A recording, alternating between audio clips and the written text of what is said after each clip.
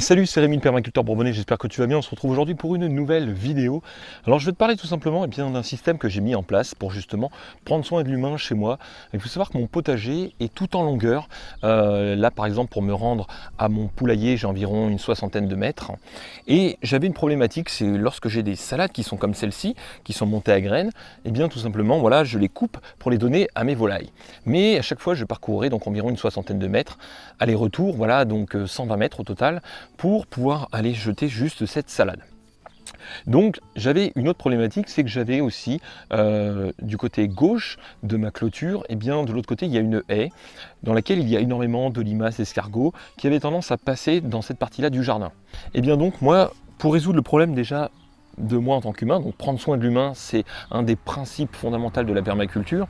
Donc lorsque je vais tout simplement cueillir cette salade qui est montée à graines, eh bien je vais tout simplement juste à côté, voilà, je vais pouvoir la jeter et elle tombe ensuite dans le parcours, justement vous pouvez voir, de mes canards ainsi que de mes poules. Donc ça permet tout simplement à mes volailles de pouvoir remonter sur toute la longueur de mon jardin. Elles ont un petit corridor d'environ 70 cm de large par environ une cinquantaine, soixantaine de mètres de long, voilà, même un peu plus. Et comme ça, donc ça permet de faire plusieurs choses. D'abord, ça fait une zone tampon. S'il y a un escargot, une limace qui passe dans cette zone, eh bien les poules vont s'occuper justement d'elles. Et l'autre avantage, c'est qu'au niveau des laitues, des différentes choses que j'ai à donner aux volailles, j'ai pas besoin de me déplacer, donc du coup ça m'évite comme ça un déplacement et je gagne du temps puisque je peux continuer d'intervenir tout en coupant la salade dont j'ai plus besoin et je peux la donner directement à mes volailles. Donc voilà les différents avantages de ce petit système très simple. Ça, c'est une des réflexions du design en permaculture. C'est quelque chose que je n'avais pas fait dès le départ. Et je me suis rendu compte de cette problématique de déplacement.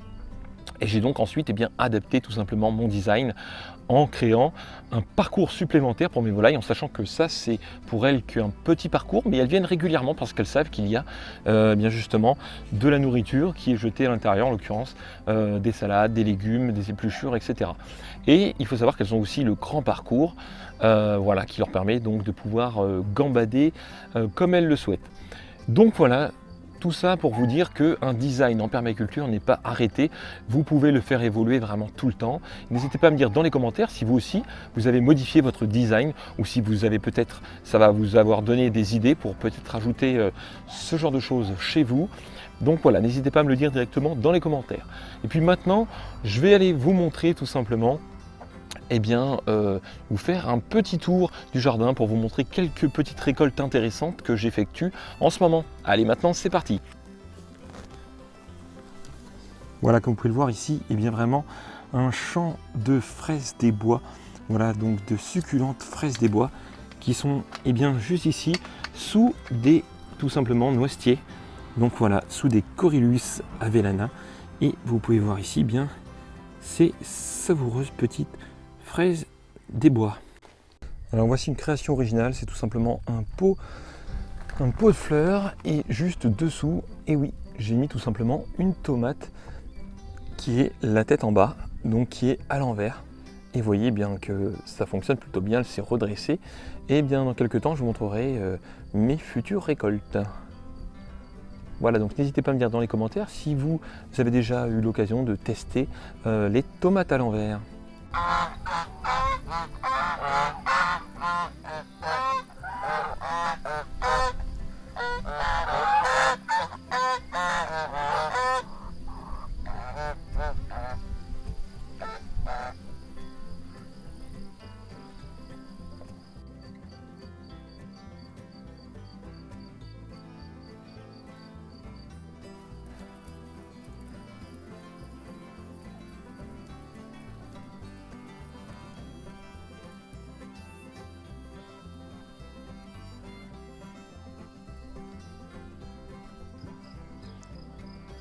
Et voici un pied de courgette. On va aller voir un petit peu plus près. Et oui, regardez, les premières courgettes sont arrivées. Alors cette année, test des ail, oignons, échalotes avec des marguerites qui ont poussé toutes seules. Voilà, et on peut voir les ails, les oignons, les échalotes qui poussent à travers les différents pieds de Marguerite. Voilà, donc tout ce petit monde se porte très très bien.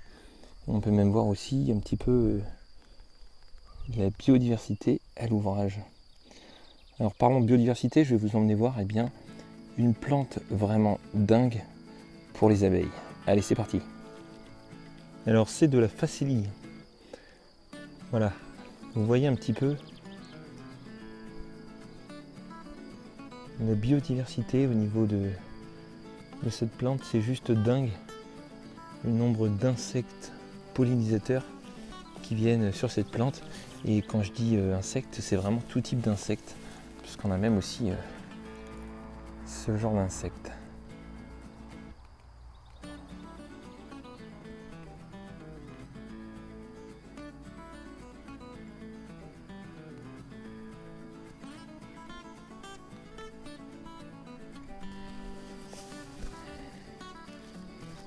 Donc pour ceux qui souhaiteraient mettre de la facélie, n'hésitez pas à me le dire dans les commentaires.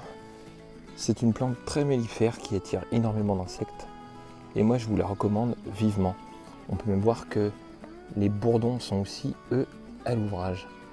Donc voilà, grâce à mes nichoirs à bourdons, j'ai énormément de bourdons sur ma parcelle.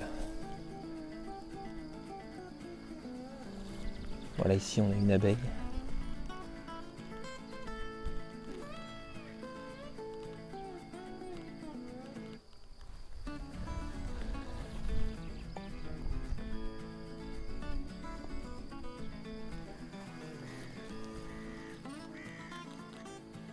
Et oui, c'est aussi le temps des cerises. Et cette année, voilà, il y a un petit peu moins de cerises que les autres années. Même beaucoup moins, voilà. Mais bon, comme vous pouvez le voir, il y a quand même... J'espère que cette vidéo vous a plu. On se retrouve très bientôt pour de nouvelles vidéos. N'oubliez pas que vous êtes formidables. À très bientôt. Ciao les permaculteurs.